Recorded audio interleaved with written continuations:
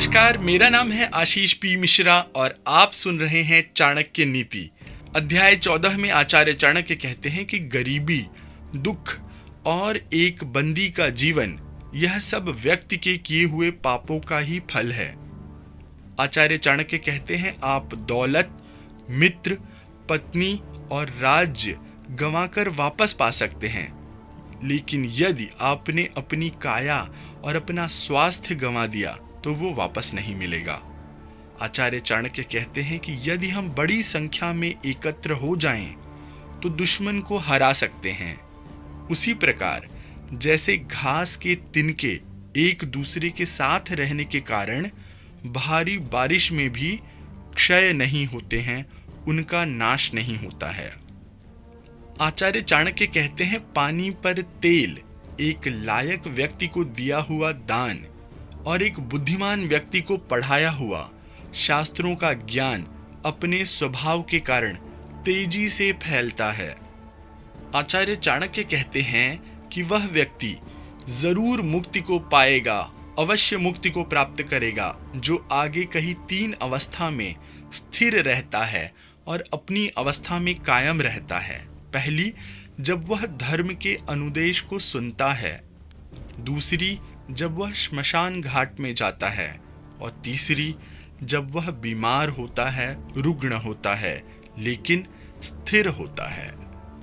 आचार्य चाणक्य कहते हैं कि वह व्यक्ति क्यों पूर्णता को हासिल नहीं करेगा, जो पश्चाताप में जो मन की अवस्था होती है उसी अवस्था को काम करते वक्त बनाए रखे।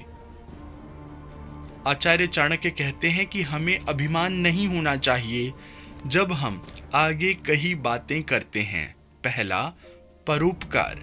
दूसरा, आत्म संयम। तीसरा, पराक्रम। चौथा, शास्त्र का ज्ञान प्राप्त करना। पांचवा, विनम्रता। छठवां, नीतिमत्ता। यह करते समय अभिमान करने की इसलिए भी जरूरत नहीं है क्योंकि दुनिया बहुत कम दिखाई देने वाले दुर्लभ रत्नों से भरी पड़ी है। आचार्य चाणक्य कहते हैं, वह जो हमारे मन में रहता है वह हमारे सबसे निकट है। हो सकता है कि वास्तव में वह हमसे बहुत दूर हो, लेकिन वह व्यक्ति जो हमारे निकट है लेकिन हमारे मन में नहीं रहता, वो हमसे बहुत दूर है।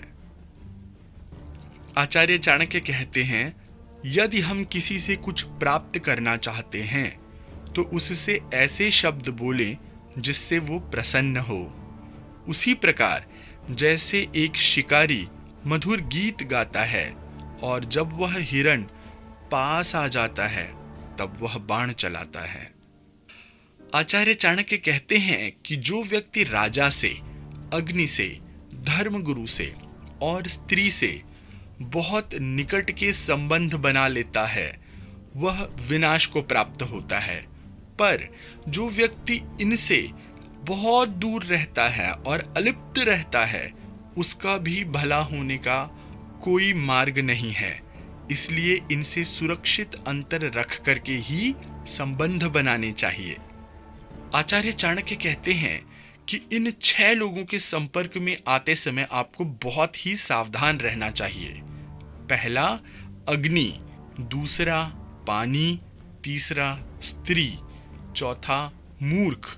पांचवा, सांप। और छठवां, राज परिवार के सदस्य, क्योंकि ये एक झटके में ही आपको मृत्यु तक पहुंचा सकते हैं।